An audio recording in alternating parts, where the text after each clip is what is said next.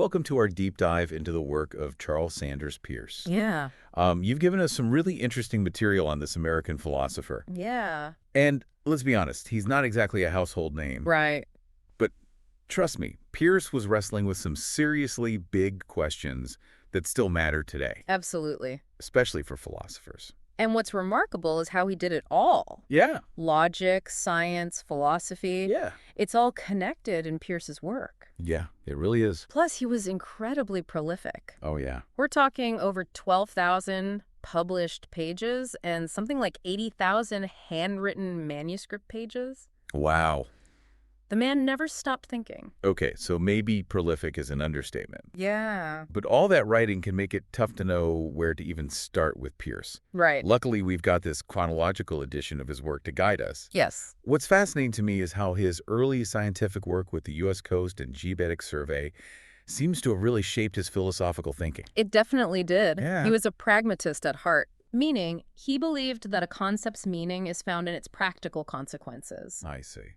So it makes sense that his hands-on scientific work would influence his ideas about how we come to know things. So it's not just about abstract theorizing for Peirce. No. He's grounding his philosophy in real-world experience. Exactly. Okay.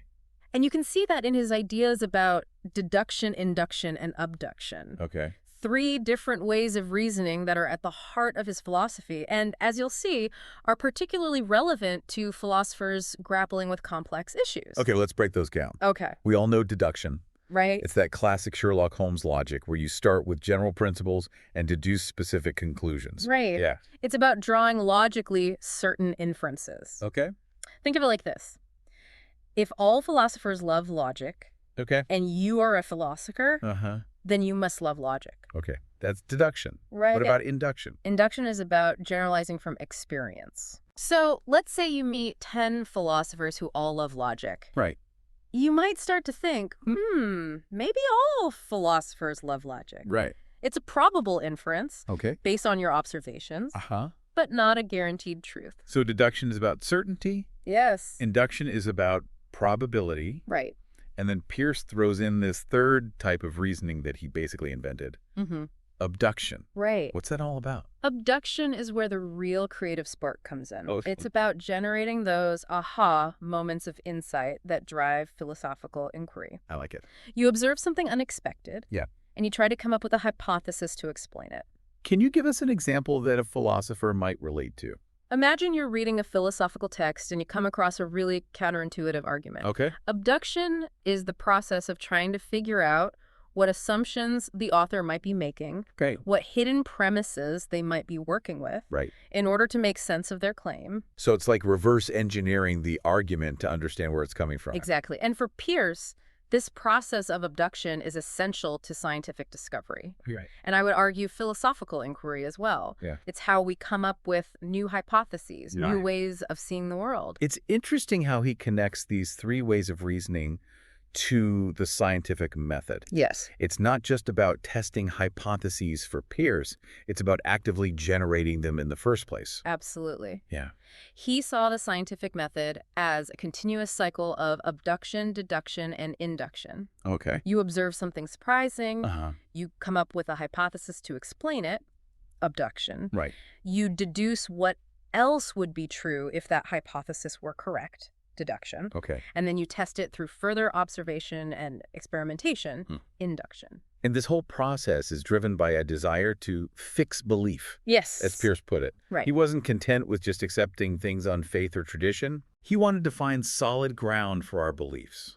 And for him, that solid ground could only be found through rigorous scientific inquiry. Okay. But here's the twist. Go. Peirce was also a fallibilist. The fallibilist. He believed that all knowledge is provisional, Okay. always open to revision as we gather more evidence. So, even though he was a champion of the scientific method, Yes. he also recognized its limitations. Exactly. You're never going to have the absolute final answer to everything. That's right. Yeah. And this is where his idea of Theism comes in. Tychism. It's the idea that chance Okay. or spontaneity Oh, plays a fundamental role in the universe. okay. Something I think any philosopher wrestling with the nature of reality has to grapple with. Yeah, for sure. Peirce wasn't afraid to challenge that deterministic worldview Right. that was prevalent in his time Right. and suggest that the universe is a bit wilder Okay. and more unpredictable than we might like to think. So he's not saying it's complete chaos, but rather that there's an element of chance, Right. of spontaneity Yes. that's woven into the fabric of reality. Exactly. And he saw this randomness as a source of creativity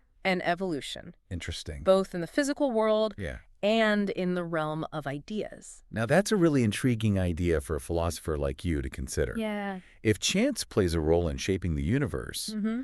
what does that mean for things like free will, Yeah. determinism, and the very nature of causality? Exactly. It really throws a wrench into some traditional philosophical debates. It definitely does. Yeah. Peirce forces us to reconsider some of our most basic assumptions about how the world works. For sure. And it ties into his broader view of the universe as a process of evolution, Okay. a concept that he applied not just to biology, Uh-huh. but to everything. I'm noticing a theme here. Mm-hmm. Evolution, chance. Yeah. This idea that things are in constant flux. Yeah. It seems like Peirce is pushing back against any kind of static, fixed view of reality. You're absolutely right. He was deeply influenced by thinkers like Hegel, Lyell, and Darwin, Right. who all emphasized the dynamic nature of the universe. Yeah. He saw everything as evolving Okay. from the simplest forms of matter Right. to the most complex structures of consciousness. And this brings us to those categories we touched on earlier. Yes. Firstness, secondness, and thirdness. Right. I have to admit, Yeah. they're a bit mind-bending. Yeah. How do they fit into this evolutionary picture? Think of them as stages in this grand cosmic evolution. Okay. Firstness is the realm of pure potentiality, Okay. pure possibility. Okay. It's like the raw material of existence Right. before it takes on any specific form. So it's almost like a pre-experiential state. Exactly. Yeah. Something beyond our direct grasp. Right. It's the realm of pure quality Right. before it's differentiated into specific things or objects. Okay, and then we move into secondness. Right. Okay. Secondness is the realm of actuality, All right. of existence, of things bumping up against each other. Okay. It's the experience of resistance, Okay. of otherness, Uh-huh. of something that is not you. So firstness is pure possibility, Yes, and secondness is where those possibilities become actualized. precisely. Okay. Where they encounter limits Uh-huh. and define themselves against other things. And then we come to thirdness. Yes. This is where things start to get really interesting, Right. especially for a philosopher. Thirdness is the realm of mediation, Okay. of representation, of meaning making. Right. It's where we connect those individual things and experiences into larger patterns, Okay. relationships and ideas. So it's like the emergence of mind, of Ah. consciousness. That's a great way to put it, Okay. of the ability to interpret and make sense of the world. This is really helpful for understanding Peirce's overall project. Yes. He's not just interested in logic or science in isolation. No. He's trying to weave them together into a grand vision of an evolving universe. Exactly. Yeah. A universe that's constantly moving from potentiality Right. to actuality to meaning. And for Peirce, this whole evolutionary process is driven by a kind of cosmic love, or agapeism, as he called it. Yes. Now, that's a concept I have to hear more about. Okay. Evolutionary love. Yes. It sounds almost mystical. It does have a certain poetic quality to it, doesn't it? Yeah. But Peirce was very serious about this idea. Okay. He saw love as a fundamental force in the universe, Okay. driving it towards greater unity, Mhm. complexity, and meaning. So he's not talking about romantic love, obviously. Right. It's more like a creative force that connects things, Yes. that draws them together into ever-evolving wholes. That's a great way to understand it. Okay. It's the force that drives the universe towards greater harmony and interconnectedness, Right. even amidst all the chance and chaos. It's a really profound idea, Yeah. and one that I think speaks to something deep within us. Yeah. This longing for connection, Yeah. for meaning, Yeah. for something that transcends the purely material world. Absolutely. Yeah. And for Peirce, that longing itself is part of the evolutionary process. Okay. It's what drives us to seek knowledge, Uh-huh. to create art, Right. to build communities. Right. It's what makes us human. Now, this might be a bit of a leap, Okay.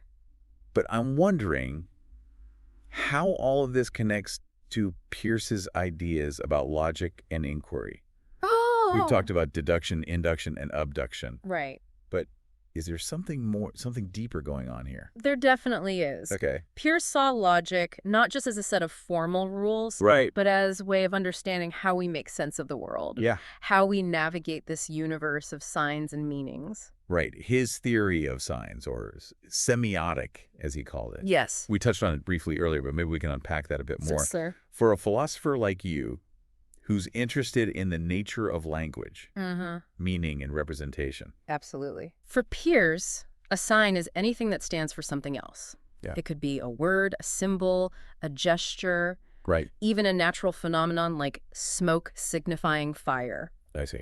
He saw the entire universe as a vast network of signs, Wow. constantly interacting and creating meaning. So it's not just about human language for Peirce. No. He's saying that signs and symbols are operating at every level of reality. Exactly. Interesting. And this is where his concept of the interpretant comes in. Okay, the interpreter. The interpretant is the meaning that a sign generates in our minds. Okay, But here's the twist. right. The interpretant itself becomes a new sign, Oh, wow. which generates another interpretant, Okay. and so on. So it's an endless chain of signification. That's a great way to visualize it. Yeah. Like a never-ending conversation between signs and their interpretations. And for Peirce, this process of semiosis, this ongoing interpretation of signs, is intimately connected to logic and inquiry. Because every time we interpret a sign, we're essentially making an inference. Oh. We're drawing a conclusion about the world Uh-huh. based on the information that sign is giving us. So logic isn't just about abstract reasoning for Peirce. Right. It's embedded in the very fabric of how we experience and understand the world. Exactly. Yep. And he even divided semiotic into 3 branches: Yeah. speculative grammar, logical critic, and speculative rhetoric. Now, those sound a bit intimidating, Yeah, but I'm guessing they're not as complicated as they sound. not at all. Okay. Speculative grammar is about the different kinds of signs and how they combine to create meaning. Right. Think of it like the building blocks of semiotics. Okay. Logical critic is what we typically think of as formal logic, Right. analyzing arguments and inferences for validity. Okay. And speculative rhetoric is about the art of using signs effectively, Okay. persuading others and guiding inquiry.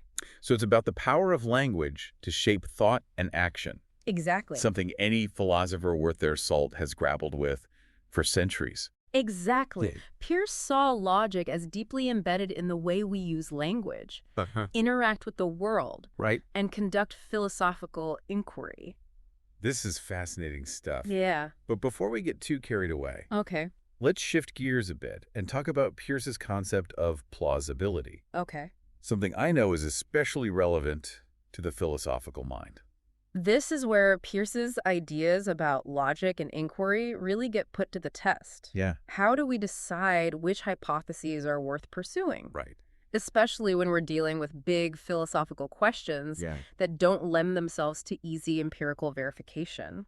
Right, because in philosophy, you can't just run an experiment to prove or disprove an argument. Right. So how did Peirce approach this problem of evaluating philosophical claims? He argued that we need to pay attention to plausibility, Okay. which he distinguished from both probability and verisimilitude. Okay, now my head's starting to spin a bit. Okay. Can we break those down? Sure. What's the difference between probability, verisimilitude, and plausibility? Think of it this way. Okay. Probability is about statistical likelihood. Okay. It's based on observed frequencies and mathematical calculations. Okay. Verisimilitude is about how well a hypothesis fits the available evidence. Right. Does it make sense of the data we have? What? But plausibility is something different. It's more like, how believable is this hypothesis? Exactly. Yeah. Even before we start gathering evidence. It's a kind of educated intuition, Yes. a gut feeling informed Yeah. by our experience, Right. our knowledge of the world, Uh-huh. and our understanding of how things work. Precisely. So it's not just random guessing. No. It's a judgment call based on our background knowledge and understanding of the field. Precisely. Okay. And Peirce saw plausibility as a crucial factor in guiding philosophical inquiry. Okay. We can't explore every possible argument. Right. So we need some way to narrow down the field Yeah. to focus on those that are most likely to be fruitful, That's a great way to put it. helping us sift through the vast sea of philosophical ideas Yes. and focus on those that are most promising. It's a way of being discerning, Right. prioritizing our intellectual efforts. But it also seems like a pretty subjective concept. Yeah. How do you measure plausibility? That's a great question. Yeah. And Peirce himself acknowledged that plausibility is difficult to pin down precisely. Okay. It's more of a qualitative judgment than a quantitative one. So it's not something you can plug into a formula. Not exactly. Right. But Peirce did believe that plausibility could be cultivated and refined Okay. through experience, Uh-huh. careful consideration of the evidence, Right. and open-minded engagement with different perspectives. It sounds like he's calling for a kind of intellectual humility, Absolutely. a recognition that we don't have all the answers. Right. And that our initial judgments might need to be revised as we learn more. Absolutely. Okay. And this ties back to his idea of fallibilism. We need to be open to the possibility that we might be wrong. Right. Even about our most cherished beliefs. Now, that's a challenging idea for a philosopher, It is. but also a liberating one. Yes.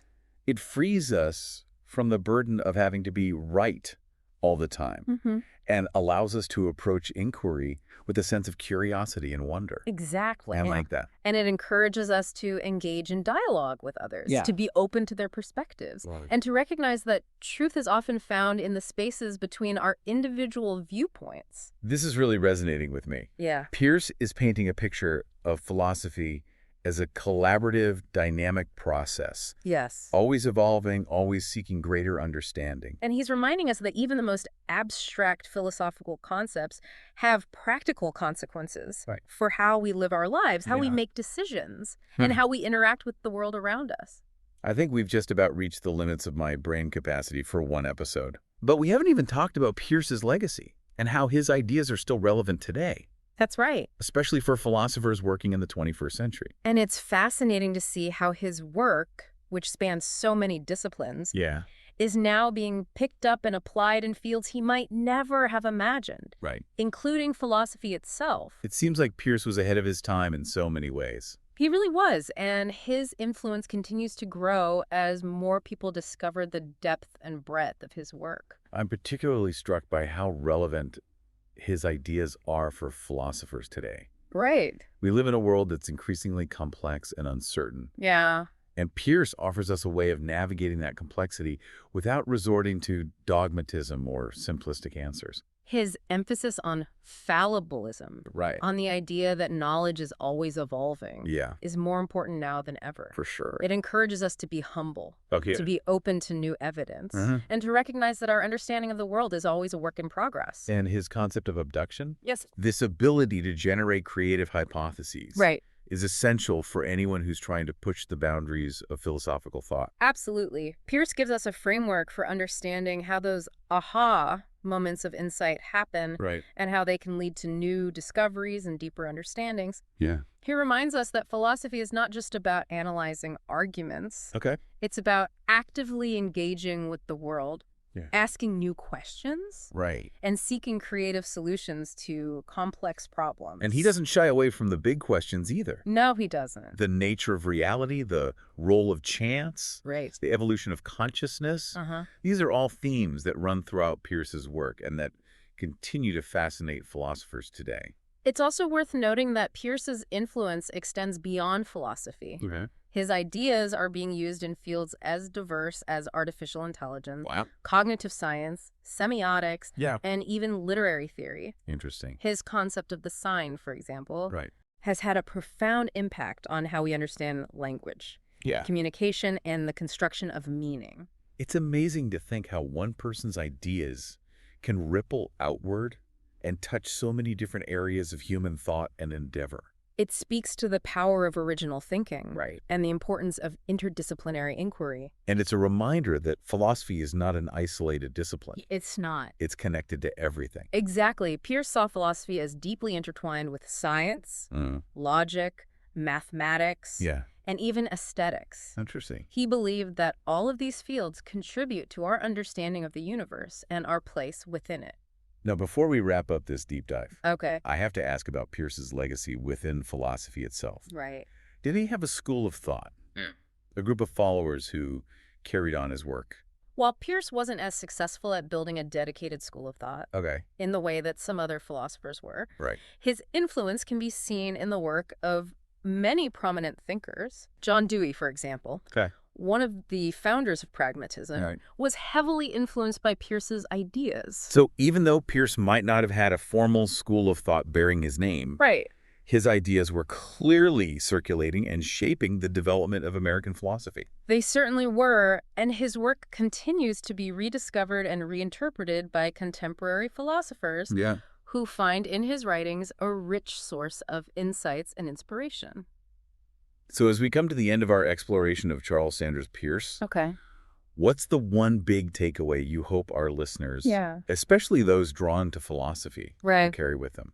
I think it's the importance of embracing intellectual curiosity, Okay. of being willing to challenge assumptions, Yeah. and of seeing the world as a dynamic and interconnected web of signs and meanings. Right. Peirce reminds us that philosophy is not about finding definitive answers, Uh-huh. but about asking the right questions, Okay. seeking out new perspectives, and embracing the adventure of intellectual discovery. Beautifully put. Thank you. And as we navigate the complexities of the 21st century, Yeah, those are qualities we need more than ever. absolutely. Peirce offers us a way of thinking that's both rigorous and imaginative, Yes. grounded in experience, yet open to the unknown. He invites us to become, in a sense, philosophical detectives, I like that. following the trails of signs and logic wherever they may lead, Yeah. always open to the possibility of surprise and the joy of discovery. And who knows, maybe along the way we'll even experience a few of those aha moments that Peirce called abduction. Right. Those flashes of insight that illuminate the world in new and unexpected ways. I hope so, because those are the moments that make philosophy and Yeah. life itself Right. so rewarding. Well said. Thanks for joining us on this deep dive into the fascinating world of Charles Sanders Peirce. I had a pleasure. Until next time, keep those philosophical gears turning.